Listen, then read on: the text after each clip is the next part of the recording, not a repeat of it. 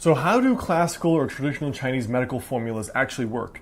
I've established in another video that traditional Chinese medical herbalism is very, very different from Western herbalism in the sense that Chinese formulas are almost always formulas and not used as single herbs.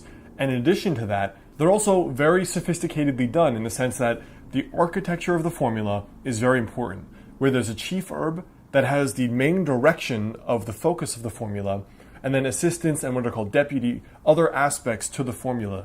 So they either offset the potential damage done by the formula in the case of using a very toxic herb like fudzi aconite with shengjiang, ginger, or with something else, or they just basically mitigate the effects or treat other parts of the symptoms going on.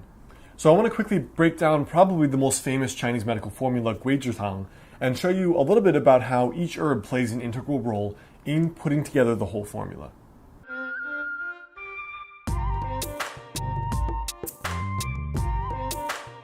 Hey guys, Alex Hein here, current doctoral student in classical or traditional Chinese medicine and author of the book Master the Day.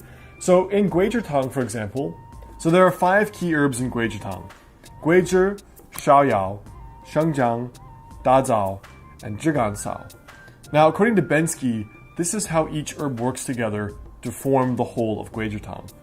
So the core herb, guizhi, which is cinnamon twig, is considered acrid, so spicy and warm, and it releases what's called wind cold from the muscle layer. It's combined with the second herb, baishao or shayao, which is peony, to strengthen the yin part of the body. So combined, they help the body expel anything that's caught. In other words, if you caught a germ, for example, and it strengthens the body's inherent defenses.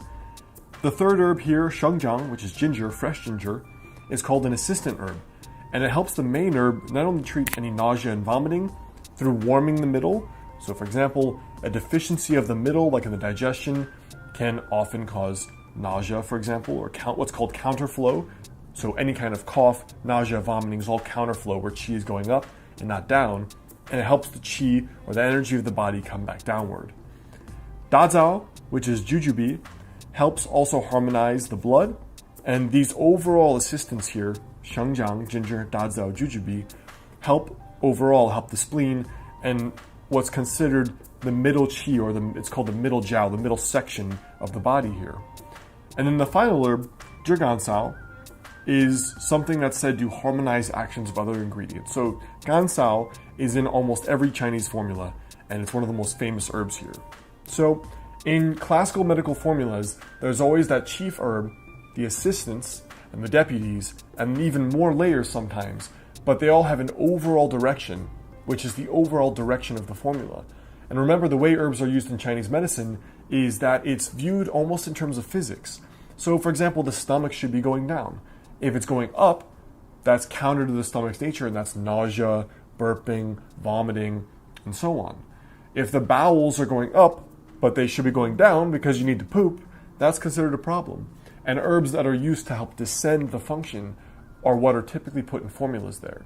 So it's important to think not in terms of biomedical active constituents, but instead of the flavor, the nature, and what direction an herb actually drives the energy of the body. So I hope that video helps elucidate a little bit about the way the classical formulas are put together and why they are in formulas, and it's not just a hodgepodge of random ingredients like a little bit of spicy, a little bit of sweet. It's much more sophisticated than that, and they've also been refined throughout history.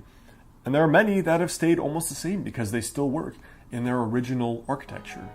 So I hope that helps. The best way to stay in touch is to grab my free guide at alexhein.com/free, which is how to add 10 years to your life with classical Chinese medicine. And you can watch my last 2 videos on the topic right here and right here.